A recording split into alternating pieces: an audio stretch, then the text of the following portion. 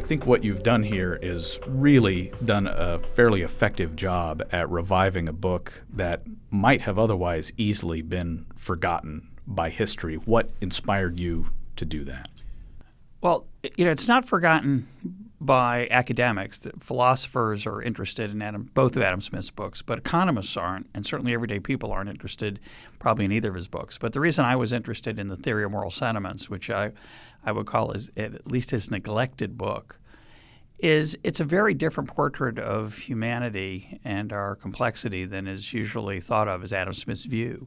So people tend to see Adam Smith as an advocate for selfishness, and I think that's very unfair. He was an advocate for viewing human beings as being self-interested, which I think is undeniably true. Just a simple fact about our nature. We tend to be self-centered. We tend to see ourselves as the center of the universe. That's just the way we're constructed.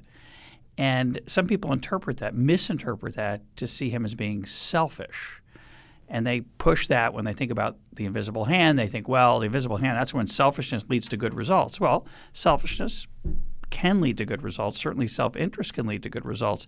But selfishness can be an awful thing. And Smith certainly did not see it as a virtue. Smith's virtues were prudence, taking care of yourself and not taking excessive risk. Justice, being kind to other people, not hurting them. Beneficence, helping other people when you can. He never said anything good about selfishness. In fact, in the Theory of Moral Sentiments, he's a big advocate for the destructive forces of wealth-seeking and ambition and seeking out fame and power. So you ask, why did I write the book? Really, part of it, besides the fact that I think it's a glorious book that's unnoticed by too many people, I also thought it was a nice way to revive the real vision of, I think, that Adam Smith had for human beings and what makes us tick. In microeconomics, one of the very first things we learn is about how buyers and sellers are going to try to overcome impediments that are natural, that are artificial, in order to get what they individually want. And if they can help somebody else get what they want in the process, that's all to the good. But it seems as if what Smith is describing and what you describe is a very micro concept, which is how you treat others at the most basic level. A lot of the book's about all kinds of human interactions, how we deal with tragedy, how we deal with success, whether we're respected by the people around us, how we respect or fail to respect the people around us that we don't like or like, depending on their actions and their deeds. And Smith, in that first micro kind of economics you're talking about, he writes in The Wealth of Nations about the human propensity to truck, barter, and exchange, that we're always jostling for a bargain, for a deal, trying to find ways to improve ourselves. And he says, if you want to find somebody to trade with, you better look and see what's good for them. And so Smith saw commercial life as a very interactive process, which of course it is. It was more so in his day. It was a micro. You couldn't get on Amazon and order stuff. You had to go down to the local shop and make a deal. There were posted prices, of course, but it was a much more face-to-face activity. In the Theory of Moral Sentiments, what he's writing about is the face-to-face activity of approval and judgment, respect, honor, admiration, and so on, that when we make social actions, when we brag about something we did, or we're ashamed of something we did, or we reveal something we did to a friend or a colleague or a relative, their response to us and how we anticipate that, and a dance takes place of that kind of social interaction. And the parallel for me with the Wealth of Nations there is that just as any one of us has a small impact on, say, the price of apples. So if I go out and I buy more apples, not that I don't drive the price of apples up, my demand's insignificant. If everybody in this building does it, it's insignificant. But if everybody in the world does it, it's going to change the way the apple market works. It's going to push up the price. It's going to encourage people to plant more apple trees, and eventually there's going to be more apples, et cetera, et cetera. So every one of us in our financial, commercial interactions are sending out signals that are then put into prices, which in turn affect the outcomes, like how many apples are going to be grown in a year in a particular area, part of the world. What Smith does is he takes that kind of idea and he brings it into the social context, which doesn't do this very explicitly, but it's there. He's saying that when I admire something you do, you learn that that's a positive thing and you tend to do more of it. Now, what's one interaction between you and me? Insignificant, like one transaction with apples. I come on a Tuesday and I buy twice as many apples. You're not going to run out and say, I'm buying 4 more orchards. But if we're all constantly judging things favorably that are honorable and good, and if we're disapproving of things that are not good, ultimately we create the culture that all of us interact in. We're sending out signals of approval and disapproval, and they can be very small and very large. Small, it could be just a raised eyebrow. You did what? Or it could be, gee, I don't think I want to be your friend anymore, or vice versa. Way to go. Or, gee, I find myself spending more time with someone because I think they're an honorable and good person. So Smith took that micro logic, and it really was applying it to civilization and our whole culture and society. And it's very, in a sense, not judgmental at all, that this idea that morality, how we as a society agree everyone ought to be treated, is something that society itself decides. Well, we decide it through our joint interactions with each other. I argue that the phrase "we decide," we don't really have a verb for how we as individuals acting create the norms of what's acceptable and unacceptable in our interactions. You're wearing a tie today. I'm not. I took a little bit of a chance. I went tieless, right? If I'd come in a dirty T-shirt with holes in it, you kind of would have said, gee, that's weird. Why'd he come dressed like that? So those kind of things all get created. And who decided that it's not really a good idea to wear a really comfortable with holes in it T-shirt? And the answer is, well, we did through our judgments and acceptance or not of these different things that we do. But we didn't really decide it in the way we normally think of we decide, which is if I said we decided – a group of us decided to go out for a drink after work. Oh, well, you got together and you talked about it and you worked it out. We didn't do that with clothing. We don't do that with manners. We don't do that with charity. We do it through this emergent process from the bottom up, where all of us, through our individual actions of approval and disapproval, create a environment for us to interact in. And that's really, to me, that's one of the deepest things that economics has to teach us, is thinking about how complex processes emerge undesigned by any one of us and yet created by all of us. Smith's contemporary and fellow Scot, Adam Ferguson, called it things that are the result of human action but not human design.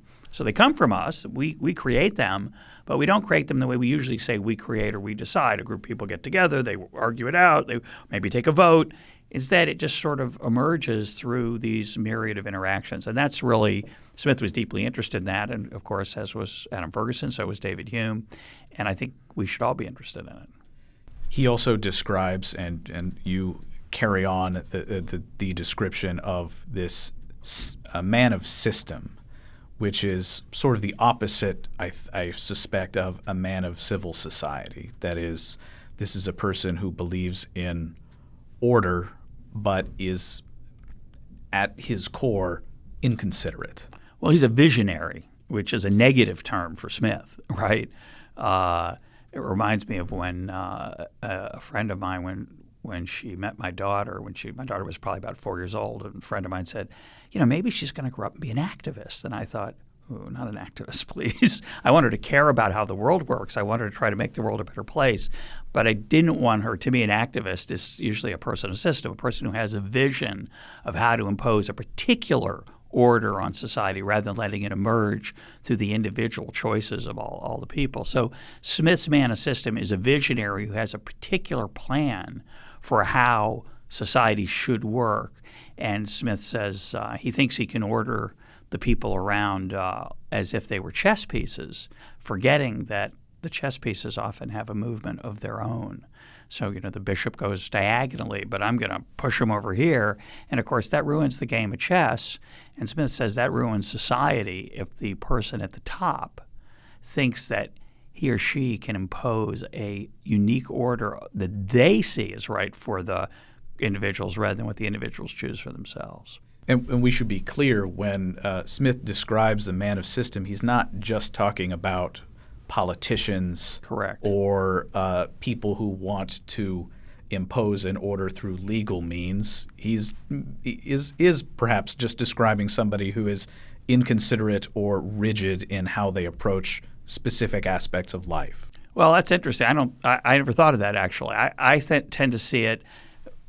What I like about your question is most of this book is about you and me. It's about how we interact with each other. It's about our dreams and our ambition and what we should strive for and what makes us happy, et cetera. But every once in a while, Smith gets interested in what he calls the statesman. Somebody, he gives advice to them too. And those are typically political leaders. Most of them he's not so high on. He sees the whole court society, the royalty, as a place of fawning and pandering and pitiful attempts of people to attract attention to themselves. But everyone's he's talking about a leader. And to me, the man of system is about somebody who wants to remake society. The worst form of it would be a Stalin or a Mao or Hitler.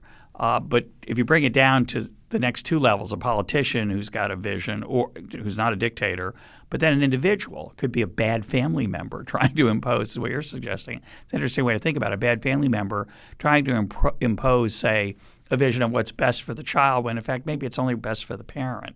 And the child really is better off with a different set of assistance. When I try to drill down and understand at their core the differences between libertarians and conservatives, it seems like Smith is dealing with that at some level.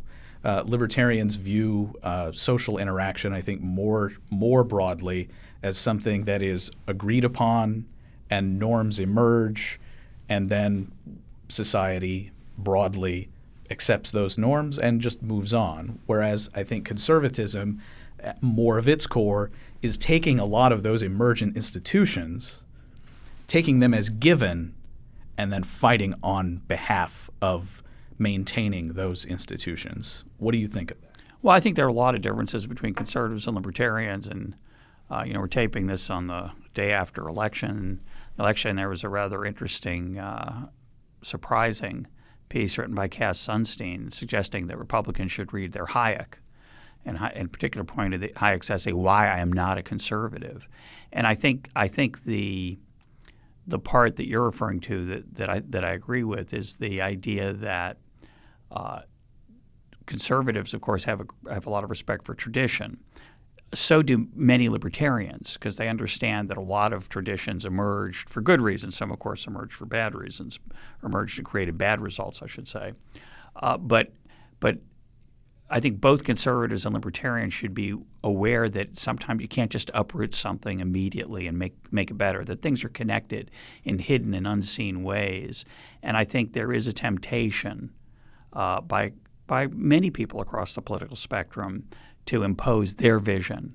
Of course, people say the same thing about libertarians. Say, well, they have vision too. They want to let everybody do their own thing. And I'm thinking, yeah, that's a vision of letting people have their own vision. I don't really. It seems to be different than what other people want to impose. But I think Smith was not a hardcore. He's not an anarcho-capitalist, for example. He argued for a role for the state. He was a very pragmatic thinker. But as my friend Dan Klein likes to describe it, Smith has a presumption of liberty. He starts with the idea that liberty is generally a pretty good idea and let people be free to choose for themselves. And if you want to interfere with that, you better have a good reason. In that sense, that's his libertarian flavor. In this book, you and Adam Smith are talking about you and me as we interact more at the granular level, to borrow a phrase. What are the implications for this line of thinking about essentially respect and how to treat people, how to better the world for economics as a discipline? Well, I think our discipline has some serious problems. One of them is our vision of humanity, and our vision of humanity is that, and the economy as a whole is often a very mechanical vision, that there's a set of wheels and levers and gears that all interact. And sometimes they don't go so well, so you've got to fix them. And that's we got to spend more or change the money supply. And economists, I think, too often see themselves as social engineers, and they say human beings as pieces on chessboard to some extent to be given the right. We just have to get the incentives right. And I think what Smith in this other book, in The Theory of Moral Sentence, is saying is that first he's saying that human beings we're complicated. We're not tidy. There's not a simple model of how human beings behave, which is the economist vision, say, of utility maximization. That's the formal way economists tend to think of human beings, that we take stuff and we create happiness. And Smith's saying that's not how people are. We don't take stuff and make it. What creates happiness, what creates serenity and tranquility is the respect of our friends and neighbors, the honor that they give us, the times we spend together. That's what creates happiness. And I wish economists, to the extent that they veer off into, say, maximizing GDP, would think more about the human enterprise in a broader and less tidy way, which is a Smithian way, and one that isn't so easily stuffed into a mathematical model.